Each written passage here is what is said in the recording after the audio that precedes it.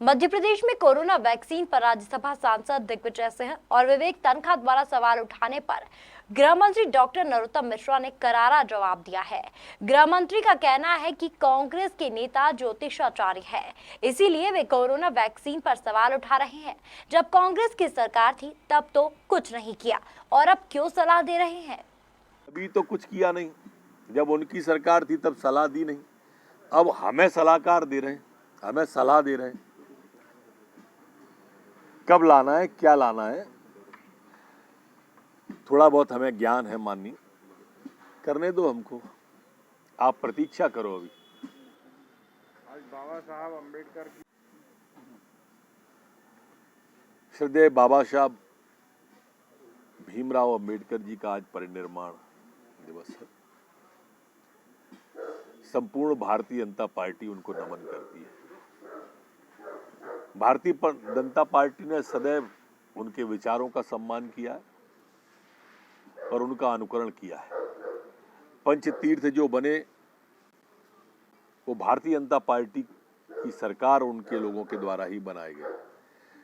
महू में जो हमारे मध्य प्रदेश में जहां जन्मभूमि, उसको तीर्थ का स्थान देने का काम हमारी सरकार ने किया। नागपुर में तीर्थ का स्थान, दिल्ली में तीर्थ का स्थान, जहां विदेश में वो पड़े थे, पंच तीर्थ जो कहलाते हैं, उन सभी को हमने सिर्फ कहा नहीं, हमने पूरी श्रद्धा के साथ बाबा साहब को नमन किया है और आज भी कर रहे हैं। सर, कमला जी खत लिख रहे हैं और साथ में कह रहे हैं कि इसके पहले शादी रुकवा दी। लोगों को डर लग रहा है कहीं ऐसा तो नहीं हो जाएगा कि शादी हिंदू मुस्लिम में हो रही है। अगर परिवार के लोग शिकायत करेंगे, स्वजन उसकी शिकायत करते हैं, तो ये घटना क्यों नहीं होगी? जब कोई भ्रम पैदा होगा या भय पैदा होगा, दबाव में, लालच में, प्रलोभन में अगर कोई चीज की शिकायत आएगी तो स्वाभाविक रूप से पहले जांच की जाएगी।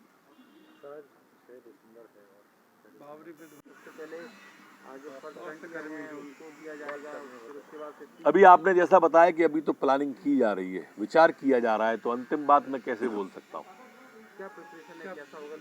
अभी उसका अंतिम रूप दिया नहीं गया है, जैसे ही अंतिम रूप दिया जाएगा आपके सामने पहले आएगा। सर, एक सवाल ये लव जिहाद कानून से जुड़ा हुआ है कि लखनऊ में एक शादी हो रही थी, पहले शादी रुकवा दी।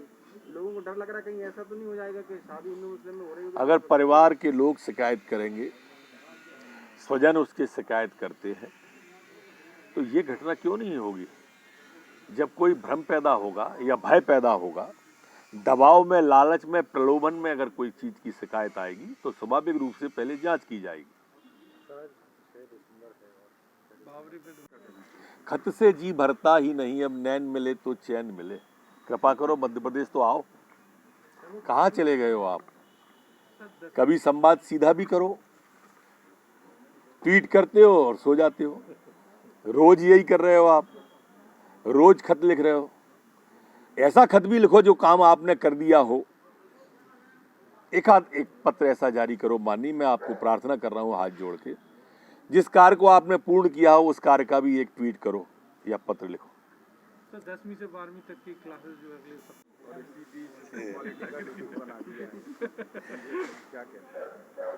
महान वैज्ञानिक आयुर्वेदाचार्य दिग्विजय सिंह जी और विवेक तनखा जी वैक्सीन के बारे में अच्छा जानते होंगे, इसलिए सवाल उठाए।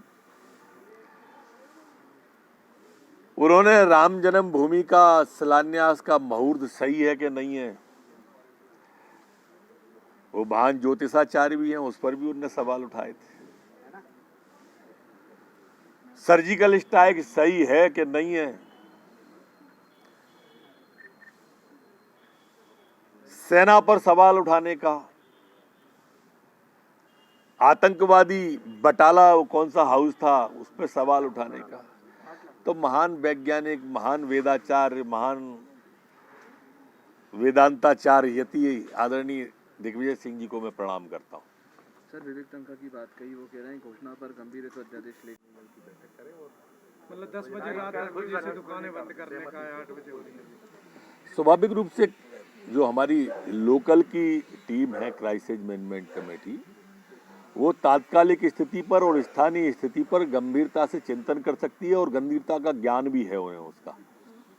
इसलिए क्राइसिस कमेटी के साथ ही निर्णय होना चाहिए। मैं सहमत हूँ माननीय सीएम साहब की बात तो से। लेकिन देखिए तो हॉटस्पॉट ये दोनों ही शहर बने हुए हैं, भोपाल और इंदौर की बात करें तो रिपीट हुआ है ना, वो ऐसा नहीं है, ये देश के अंदर और विश्व के अंदर भी कमोबेश यही स्थिति रही, वो फैला नहीं, जहां था वहां रिपीट हुआ, इसलिए ये दोनों है।